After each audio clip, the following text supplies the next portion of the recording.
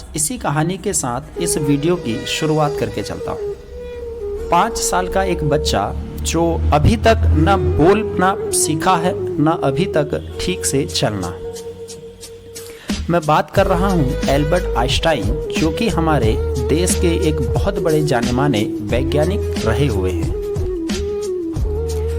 8 साल की उम्र में स्कूल जाना शुरू किया और स्कूल में जाते ही स्कूल में 1 हफ्ते के बाद स्कूल के मैनेजमेंट की तरफ से एक लेटर उस लड़के को पकड़ा दिया गया। लड़के से कहा गया कि ये जो लेटर है ये अपने घर में अपनी माँ को पकड़ा देना। बच्चा खुशी खुशी घर जाता है और उस लेटर को अपनी माँ के हाथों में सौंप देता है। माँ उस लेटर को पढ़ती है, खोलती है और देखती है उसमें जो भी लिखा हुआ है उस चीज़ को पढ़ती है मन ही मन में, और आंखों से आंसू की धाराएं बहने लगती हैं। बच्चा छोटा है, नहीं समझ सकता है कि लेटर में क्या लिखा हुआ है, लेकिन माँ के भावों को देखकर पूछता है कि आखिर माँ इस लेटर में क्या लिखा गया है, क्या कहा गया है मेरे स्कूल की तरफ से इस लेटर में। तो माँ कहती है कि बेटा इस लेटर में ये कहा गया है कि आप अपने बच्चे को इस स्कूल में मत भेजिएगा। क्यों? बच्चा पूछता है माँ क्यों, मैंने ऐसा क्या किया? तो माँ कहती है बेटा इसमें लिखा है कि आपका जो बच्चा है ये बहुत ज़्यादा ज्ञानी प्रवृत्ति का बच्चा है। इस बच्चे के लिए हमारा जो मैनेजमेंट है, हमारा जो स्टाफ है, हमारी जो फैकल्टी है, हमारा जो यहाँ पे टीचर स्टाफ है वो इस बच्चे के लायक नहीं है। आप इस बच्चे को किसी दूसरे अच्छे स्कूल में डालें या फिर आप इस बच्चे की सहायता खुद से करके इसको पढ़ाएं। तो माँ ठान लेती है कि इस बच्चे को अब स्कूल में नहीं, मैं खुद के ही द्वारा इस बच्चे को अब यहाँ पे पढ़ाऊंगी। बच्चा काफ़ी मोटिवेट होता है, ये सोचता है कि स्कूल जब मुझसे ऐसा कह रहा है कि उनकी फैकल्टी इस लायक नहीं है, इतना कैपेबल नहीं है कि वो उसे पढ़ा सकती है, तो बच्चा सेल्फ मोटिवेट होता है और मेहनत करने लगता है अपनी माँ के साथ। माँ भी खूब मेहनत के साथ उस बच्चे को पढ़ाती है और पढ़ाते पढ़ाते समय बीतता चला जाता है और सामने निकल के आते हैं एक साइंटिस्ट जिन्हें जाना जाता है एल्बर्ट आइंस्टाइन के नाम से। कुछ समय बाद उनकी माँ की मृत्यु हो जाती है और माँ के देहांत के बाद वो बालक जो कि अब एल्बर्ट आइंस्टाइन बन चुका है वो अपने घर की शिफ्टिंग कर रहे होते हैं। घर की शिफ्टिंग जब कर रहे होते हैं तो उन्हें ड्रॉज में एक पेपर मिलता है, एक लिफाफा मिलता है और लिफाफे में काफ़ी धूल जमी हुई होती है। लिफाफा जैसे ही हाथ में पकड़ते हैं और खोलते उन्हें समझ में आ जाता है कि ये जो लिफाफा है ये वही है जो आज से कुछ सालों पहले मेरे स्कूल के द्वारा मुझे सौंपा गया था।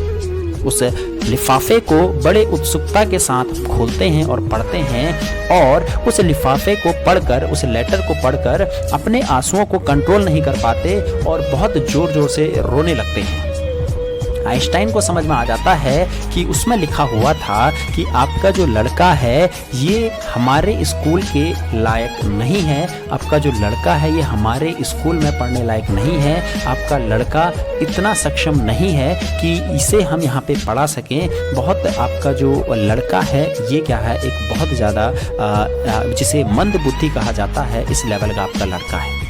तो हम अपना टाइम वेस्ट नहीं करना चाहते इस बच्चे के पीछे, तो आप कृपया इस बच्चे को दूसरे स्कूल में डाल दें या फिर इस बच्चे को आप खुद से पढ़ाएं। ठीक है, तो आइंस्टाइन को समझ में आ जाता है कि एक बहुत बड़ा झूठ जो उसकी माँ ने उससे बोला था, उसी झूठ की बदौलत ही आज जो आइंस्टाइन है वो यहाँ पे इतने बड़े साइंटिस्ट बन चुके हैं। आपने सुना होगा एक कहानी, माँ अदिति के 2 पुत्र यहाँ पे थे। एक पुत्र जिनका नाम हिरणाक्ष था और दूसरा यहाँ पे हिरणाकश्यप था। ठीक हो गया, जिनका नाम क्या था यहाँ पे, हिरणाक्ष था और दूसरा यहाँ पे हिरणाकश्यप था। ठीक है, इसमें से जो हिरणाकश्यप था ये एक बहुत तपस्वी किस्म का, एक बहुत तपस्वी प्रकृति का ये एक राक्षस था। इसने इतना तप करने के बाद, पूरा तप यहाँ पे इसने किया, कई वर्षों तक तप किया और तप करने के बाद भगवान ब्रह्मा को इसने प्रसन्न कर दिया। भगवान ब्रह्मा प्रसन्न हुए और इससे वरदान मांगने के लिए कहा, तो ये वरदान मांगता है कि मुझे अमर कर दिया जाए। तो भगवान ब्रह्मा सोच में पड़ते हैं कि अगर ऐसे यहाँ पे ये अमर हो जाएंगे तो हम देवलोक में जो रह रहे हैं देवता, हमारा क्या होगा।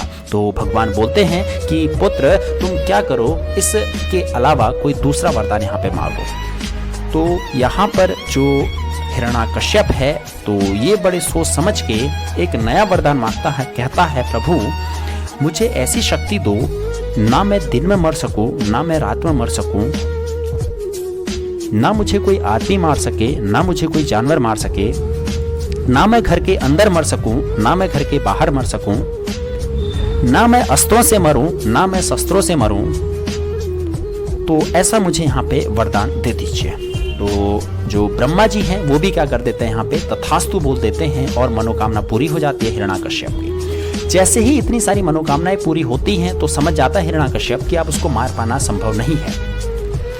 तो अब यहाँ पे काफी अधर्म यहाँ पे इस प्रकृति के अंदर, इस विश्व के अंदर यहाँ पे फैलने लगता है, जब यहाँ पे वरदान दे दिया जाता है हिरण्याकश्यप को कि तुम्हारा जो मृत्यु है इन सभी कारणों की वजह से नहीं होगा। तो जैसा कि मैंने बताया कि धर्म जब भी यहाँ पे कम होने लगता है, धर्म पे अधर्म की जीत होने लगती है, तब तक यहाँ पे भगवान क्या करते हैं, अवतार लेते हैं। तो ठीक ऐसा ही हुआ। तो भगवान ने क्या किया, यहाँ पे अवतार लिया जिसे बोला जाता है नरसिंह अवतार। नरसिंह का मतलब है कि आधा नर और आधा शेर। तो इस तरीके का अवतार यहाँ पे लिया गया और ठीक शाम के समय में, जिस समय हिरण्याकश्यप को मारा गया, उस समय न दिन था न रात थी, न अंदर मारा गया न बाहर मारा गया, न अस्त्रों से मारा गया न शस्त्रों से मारा गया। ठीक चौखट पे शाम के समय पे अपने नाखूनों के द्वारा उस जो नरसिंह थे उन्होंने क्या कर दिया, हिरण्याकश्यप को फाड़ दिया। ठीक है। तो इसी पर ही महाभारत का एक किस्सा याद आता है, जब श्री कृष्ण को यहाँ पर जो पार्थ यानी अर्जुन को बोला गया है पार्थ, तो वो क्या करते हैं, यहाँ पे श्री कृष्ण को काफ़ी ज़्यादा उत्सुक करते हैं, काफ़ी ज़्यादा सच्चाई, ताकि श्री कृष्ण अपनी सच्चाई बता सकें कि वो एक दैव्य शक्ति वाले प्रवृत्ति के जो लीडर हैं या व्यक्ति हैं, एक भगवान हैं, उनका अवतार हैं। इस चीज़ को जो अर्जुन है सुनना चाह रहे हैं, अपने कानों से सुनना चाह रहे हैं कि भगवान श्री कृष्ण खुद ऐसा बोले। तो काफ़ी कोशिश करते हैं लेकिन कृष्ण अपने बारे में नहीं बताते हैं। तो वहाँ पर बहुत ज़्यादा यहाँ पे क्या कर दिया जाता है, अर्जुन के द्वारा श्री कृष्ण को ललकार दिया जाता है। काफ़ी उत्सुक यहाँ पे काफ़ी ज़्यादा क्या कर दिया जाता है, उनको यहाँ पे काफ़ी ज़्यादा उनको उत्तेजित कर दिया जाता है। श्री कृष्ण से कहा जाता है अर्जुन के द्वारा के मान बताओ, सम्मान बताओ, जीवन के अपमान बताओ, जीवन मृत्यु क्या है माधव, रण में जीवन दान बताओ, काम क्रोध की बात कही तो मुझको उत्तम काम बताओ, अरे खुद को ईश्वर कहते हो तो जल्दी अपना नाम बताओ। तो इतनी बात यहाँ पे कह दी जाती है अर्जुन के द्वारा श्री कृष्ण से। तो जो माधव यानी श्री कृष्ण जो हैं वो अब यहाँ पे कंट्रोल नहीं होता उनसे, और आखिर अंततः वो सच्चाई बोल ही पड़ते हैं। वो कहते हैं, इतना सुनते ही माधव का धीरज पूरा डोल गया, तीन लोक का स्वामी फिर बेहद गुस्से में बोल गया, अरे कान खोल के सुनो पार्थ, मैं ही त्रेता का राम हूँ, अरे कान खोल के सुनो पार्थ, मैं ही त्रेता का राम हूँ, कृष्ण मुझे सब कहते हैं मैं द्वापर का घनश्याम हूँ, रूप सभी नारी का रखकर मैं भी केस बदलता हूँ, धर्म बचाने के खातिर मैं अनगिन वेश बदलता हूँ, विष्णु जी का दसम रूप में परशुराम मत वाला हूँ, नाग कालिया के फन में मैं मर्दन करने वाला हूँ, बकासुर और महिषासुर को मैंने जिंदा गाड़ दिया, नरसिंह बनकर धर्म के खातिर हिरण्याकश्यप फाड़ दिया। तो इस तरीके से अपने मुंह से जब यहाँ पे भगवान श्री कृष्ण के द्वारा ये बातें बोली जाती हैं तो समझ में आ जाता है अर्जुन को ये वास्तव में कोई आम आदमी नहीं, आम इंसान नहीं, ये भगवान हैं और जो ये प्रवचन दे रहे हैं वो सबके सब क्या यहाँ पे सही वचन है ना।